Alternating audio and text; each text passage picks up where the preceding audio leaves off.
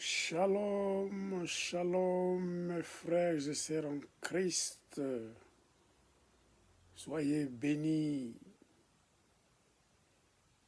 Je suis votre humble serviteur, le pasteur Kiamenga Mavakala les Germes.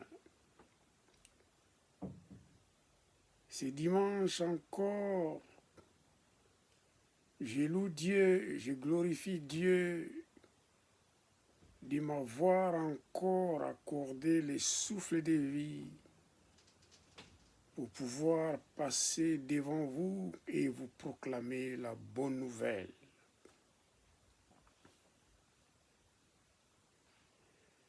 Aujourd'hui, je vais continuer à vous parler d'un grand thème que j'avais commencé, que je déclare les promesses de Dieu. Notre sous-thème d'aujourd'hui, je l'intitule « Je déclare mon obéissance à Dieu ».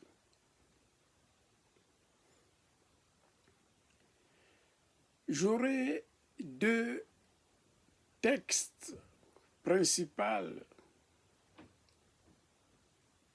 dans Philippiens chapitre 2 verset 8, quand l'apôtre Paul exhortait les Philippiens de ne rien faire au parti pris ou par la vaine gloire, mais d'être persévérant, de maintenir l'union fraternelle, d'être dans l'humilité et à la sainteté. Et je citerai avec Matthieu chapitre 26, verset 42. Alléluia. Pour commencer, je bénis d'abord la parole de Dieu et je me fasse complètement devant Dieu et je laisse la place au Saint-Esprit pour m'accompagner et me soutenir pour proclamer la bonne nouvelle devant vous. Et en cela, je chasse tout esprit qui ne glorifie pas le nom de Jésus de ces lieux. Merci. Merci pour vous qui me suivrez, qui suivrez cette vidéo. Merci pour vous qui aurez la patience d'aimer la vidéo et de la partager à ceux qui auront besoin de suivre ces thèmes, ces sous-thèmes. Je déclare mon obéissance à Dieu. Alléluia.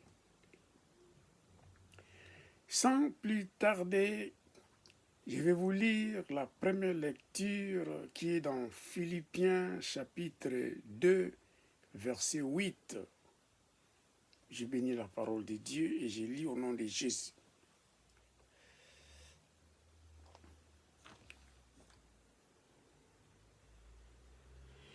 Il s'est humilié lui-même en restant obéissant jusqu'à la mort, même jusqu'à la mort de la croix. Ici, l'apôtre Paul nous parle de l'obéissance de notre Seigneur Jésus-Christ qui a été envoyé pour une mission de venir mourir sur la croix pour notre délivrance, pour notre salut, pour notre rédemption totale. Car l'amour du Père l'a voulu et a voulu donner son unique fils, Jean 3,16, Dieu a tant aimé le monde qu'il a donné son Fils unique, et celui qui croit en lui ne périra point et aura la vie éternelle. Alléluia. Donc c'est Christ en personne, en répondant à cette mission, il était venu sur terre, il était né, conçu par le Saint-Esprit, né de la Vierge Marie, sous forme humaine. Alléluia.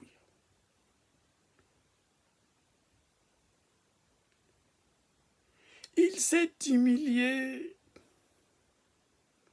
lui-même, se rendant obéissant jusqu'à la mort, même jusqu'à la mort de la croix.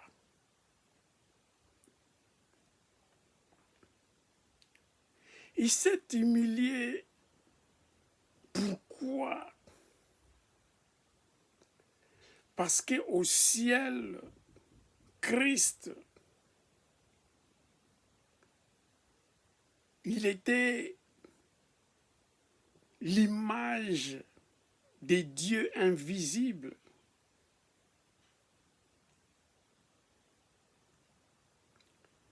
Il était au ciel avec les anges.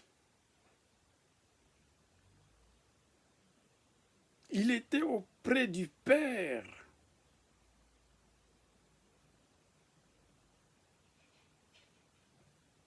Mais il avait accepté cette tâche, cette mission que son Père l'avait accordée. Mais ce n'était pas une tâche facile de venir naître comme humain d'une Vierge Marie.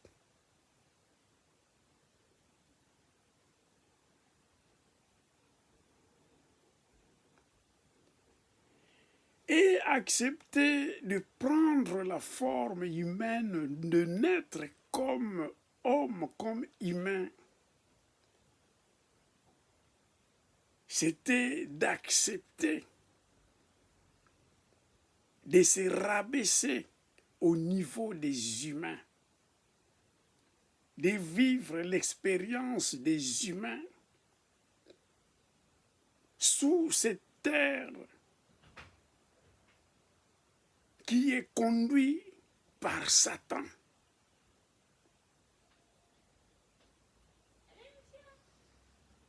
Mais Christ, il avait accepté, il avait soumis d'entreprendre cette mission.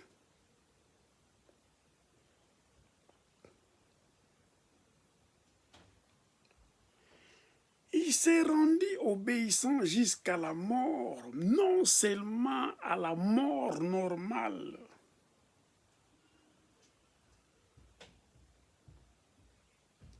mais Christ avait accepté même de mourir sur la mort sur la croix. Car au temps des Romains, ceux-là qui étaient crucifiés, ils étaient de personnes de mauvaise vie. Et Christ étant vécu ici-bas sur terre, il n'avait point connu le péché. Il n'avait point connu le mal ici-bas sur terre. Donc accepter de mourir sur la croix,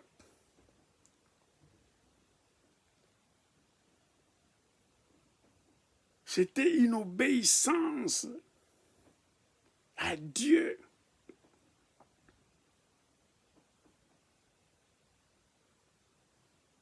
pas n'importe quelle mort, mais la mort sur la croix, qui était un spectacle pour les Romains, et tout le monde devrait voir cette humiliation,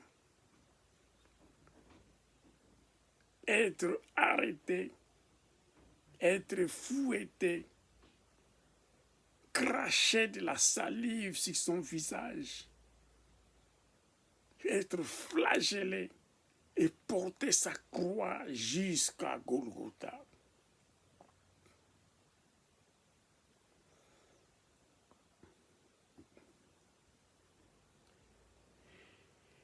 Ici, l'apôtre Paul, dans ses concepts, il exhortait les Philippiens de suivre l'exemple de Christ qui avait marqué les pas ici-bas sur terre. Il avait laissé ses traces, il avait donné son exemple, comment marcher ici-bas sur terre.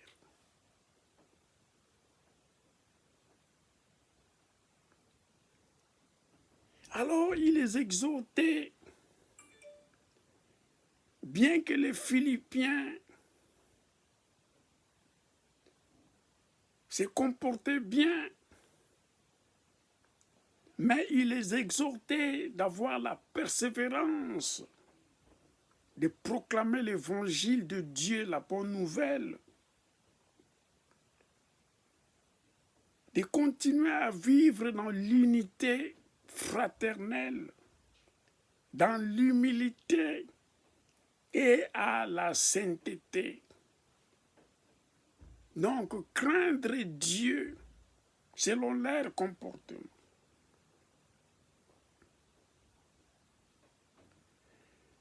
Et il leur disait de se conduire seulement d'une manière digne de l'évangile de Christ.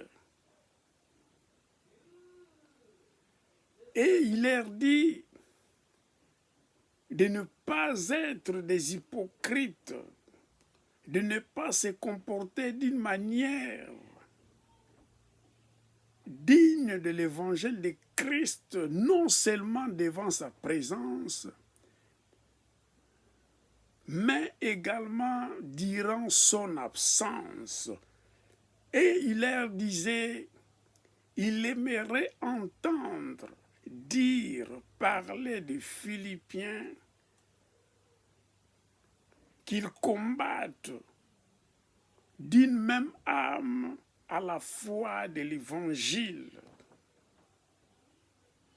Ils doivent être fermes dans un même esprit, de combattre d'une même âme pour la foi de l'évangile. Alléluia.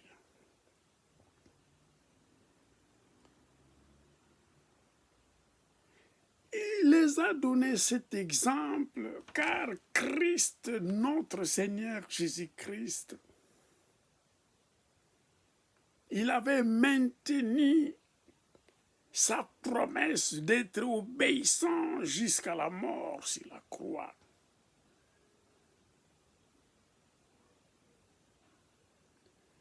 Les soucis de notre Seigneur Christ, Jésus-Christ, l'apôtre Paul nous parle toujours dans ces Philippiens chapitre 2, dans le verset 5.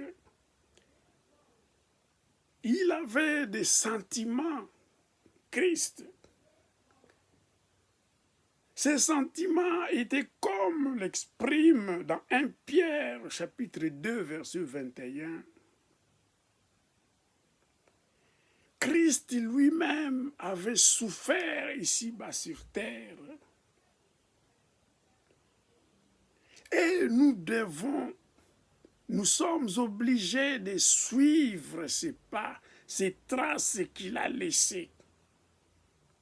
Ça, c'était le sentiment de Christ pour tous les chrétiens, non seulement aux Philippiens, pour tous les chrétiens que nous sommes. Il était venu ici-bas. Il avait souffert pour nous. Il était mort sur la croix. enseveli et ressuscité. Nous devons suivre ses traces pour mériter d'être dignes de l'évangile de Christ.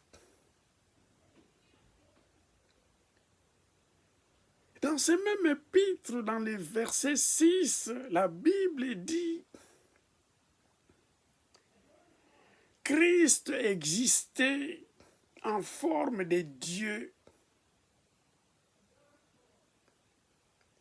mais il n'a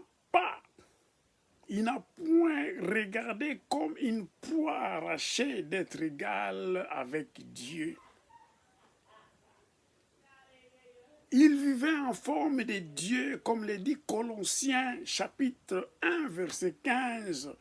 Christ est l'image du Dieu invisible, premier-né entre de la création.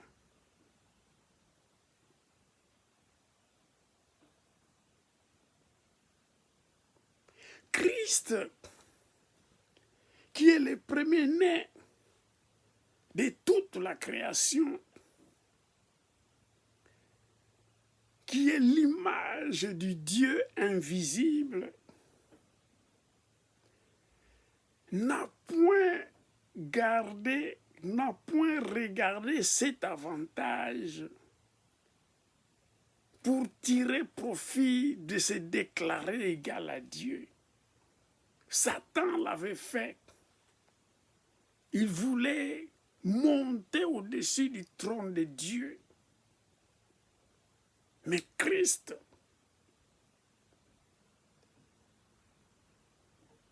existant en forme de Dieu, n'a pas regardé cela comme une proie pour dire que je suis égal au Père, je suis égal au Père.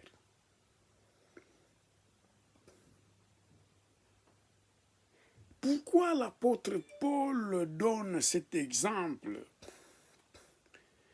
Vous savez, quand Dieu élève quelqu'un, quand Dieu donne gratuitement les dons spirituels, quand Dieu, par sa grâce, comble de sa grâce, de ses dons à quelqu'un, beaucoup peuvent dérailler, beaucoup peuvent perdre la route par l'orgueil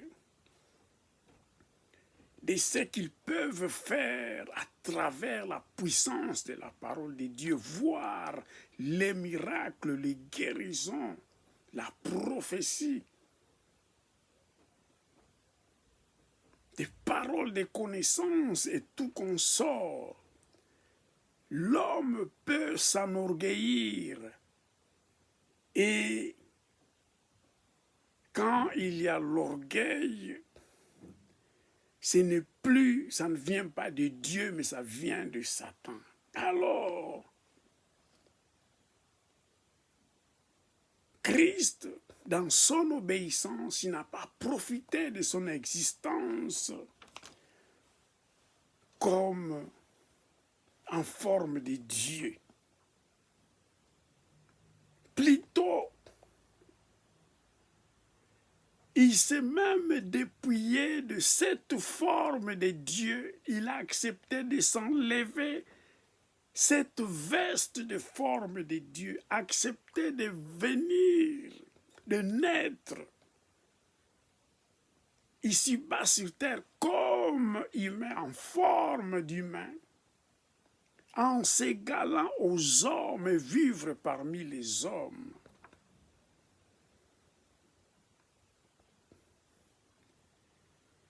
Et servir encore comme étant un serviteur.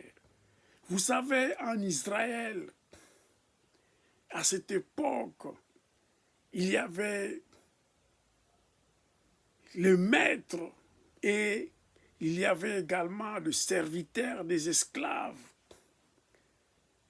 Mais Christ étant venu ici-bas sur terre, en forme humaine, lui qui était il existait en forme de Dieu, il s'est dépouillé de cet avantage de la forme de Dieu. Les dieux, il représentait les dieux invisibles. Mais au lieu d'être dans le haut rang, par exemple, de Sanhédrin, de souverain sacrificateur, il a préféré d'être encore comme un serviteur. Alléluia.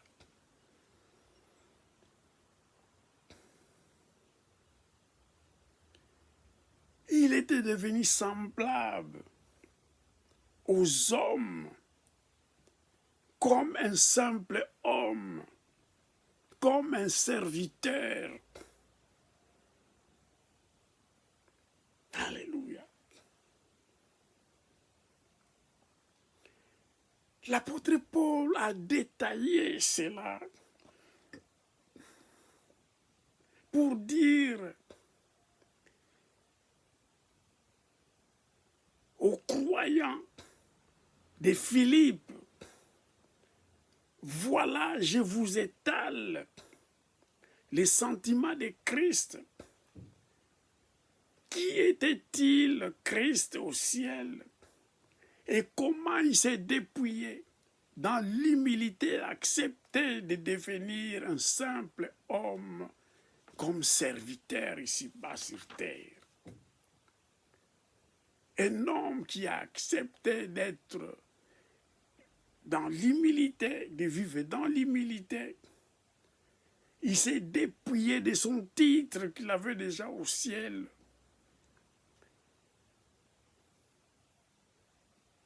Il vivait parmi les anges des dieux tout-puissants.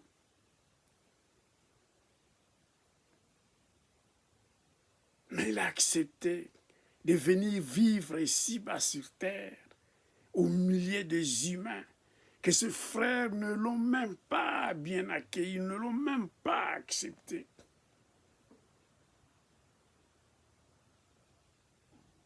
Il rejetait même sa doctrine, sa nouvelle doctrine qu'il a apportée.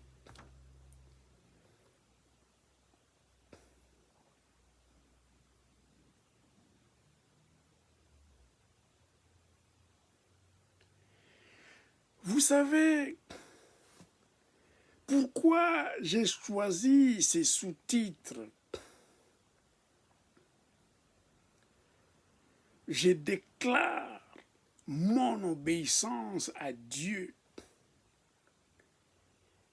Il y a eu de grands hommes de Dieu qui ont servi Dieu dans l'obéissance de Dieu et ils ont vécu la grâce de Dieu. Quand Dieu dit « Observez mes commandements, observez mes préceptes, mes principes, observez ma parole et le garder et le mettre en pratique. » Il sait pourquoi il est dit et pourquoi il est fait pour nous. Car notre Dieu nous réserve par sa grâce la vie éternelle. Si nous persévérons jusqu'à la fin, nous aurons la main de Dieu qui nous soutiendra, qui nous élèvera jusqu'à la vie éternelle. Voilà pourquoi Christ, toujours dans cette épître aux Philippiens, chapitre 2, la Bible déclare dans le verset 9, par son obéissance, les conséquences de son obéissance, la Bible déclare le verset 9, Philippiens 2, 9, c'est pourquoi aussi Dieu l'a souverainement élevé et lui a donné le nom qui est au-dessus de tous les noms. Verset 10, afin qu'au nom de Jésus, tout genou fléchisse dans les cieux, sur la terre et sous la terre, et que toute langue confesse que Jésus-Christ est Seigneur, à la gloire de Dieu le Père. Donc le prix de l'obéissance est l'élévation de Dieu, l'élévation de ceux qui obéissent au commandement de Dieu, ou ceux qui agissent, ceux qui produisent beaucoup de fruits pour l'œuvre de Dieu. Dieu les élève. Il a dit à Josué, chapitre 1, verset 9, que cette parole ne s'éloigne pas, ce livre de la loi ne s'éloigne pas de toi, médite-le jour et nuit. Car si tu le médites jour et nuit, tout ce que tu peux entreprendre, toute ta marche ici-bas sur terre, bien qu'il y aura des obstacles, les épreuves, tu auras la réussite. Nous aurons la réussite, nous aurons le succès.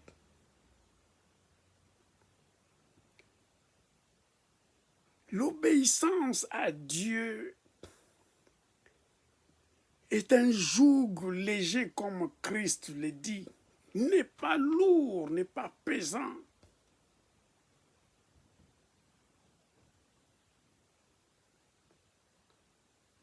Christ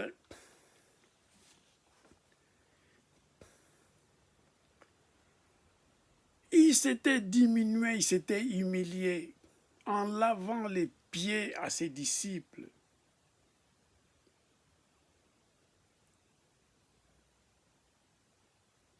Il a déclaré dans Jean 13, 14, « Si donc je vous ai lavé les pieds, moi le Seigneur et le Maître, vous devez aussi vous laver les pieds les uns les autres. » Il exhorte donc tout chrétien que nous sommes de nous aimer les uns les autres. Chacun de nous doit être serviteur de l'autre au moment opportun. Nous devrions nous humilier les uns les autres, car notre Maître et Seigneur Jésus-Christ nous a laissé les traces de l'humilité, d'être humble. Étant humble, l'évangile de Dieu prendra vie dans la vie de ceux qui nous écoutent.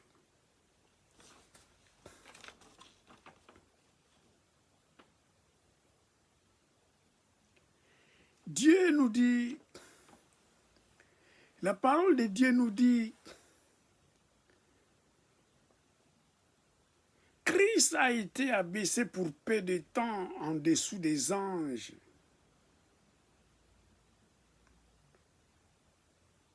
C'est même Jésus qui était abaissé en dessous des anges, qui auparavant il vivait avec les anges au ciel en acceptant de venir, de naître ici-bas sur terre.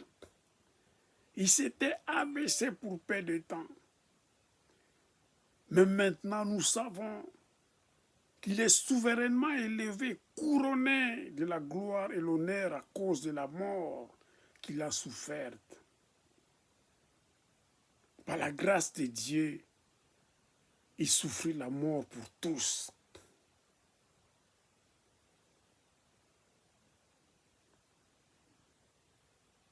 Christ, il ne faisait pas cela. Il n'a pas accepté de mourir sur la croix. Non seulement pour être élevé par son Père, Mais il voulait nous laisser des traces ici-bas sur terre pour marcher selon ses empreintes qu'il a laissées ici-bas.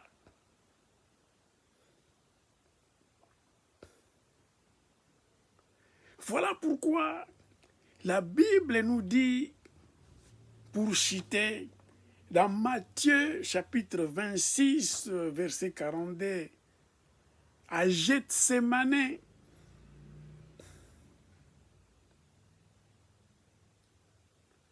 Christ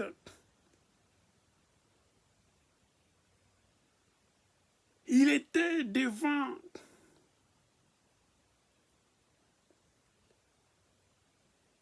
sa fin, la fin de son ministère. Il savait qu'on devrait l'arrêter.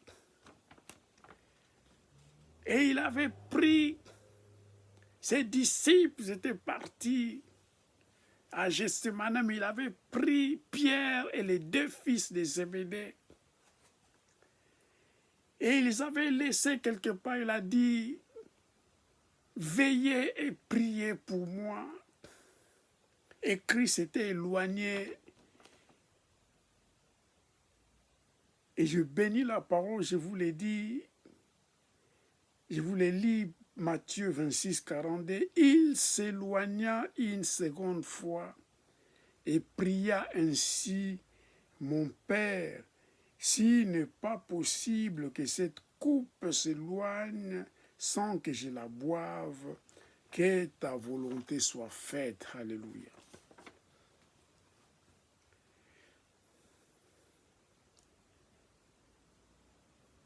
Il dit à Dieu, il pria Dieu, ça c'est la connexion divine que nous devrions avoir en cas de difficulté, en cas d'angoisse, en cas de problème.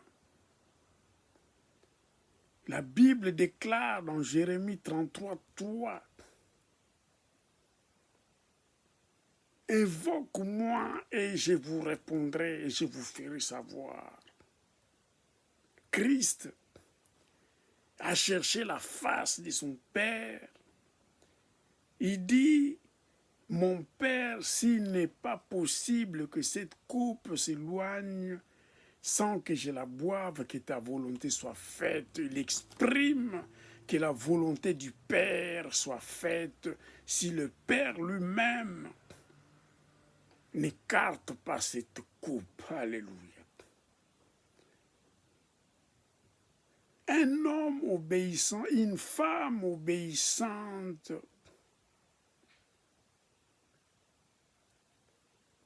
demande toujours s'il est possible que la volonté, que la mission qu'on nous accorde, dans les cas de difficulté, que la volonté du Maître, de celui qui nous a envoyés, soit faite. Si c'est la personne qui nous envoie, le Maître ou le Seigneur ou Dieu qui nous envoie, c'est lui qui a la dernière parole. Christ a obéi jusqu'à la mort à la croix. Que la gloire soit rendue à Dieu. Et prochainement, je vous parlerai encore d'une déclaration, d'une autre promesse de Dieu. Soyez bénis et que ce dimanche soit béni pour vous tous, pour votre famille, et que les débits de la semaine soient accompagnés par la présence de notre Dieu. Bye bye, bye bye, à la prochaine.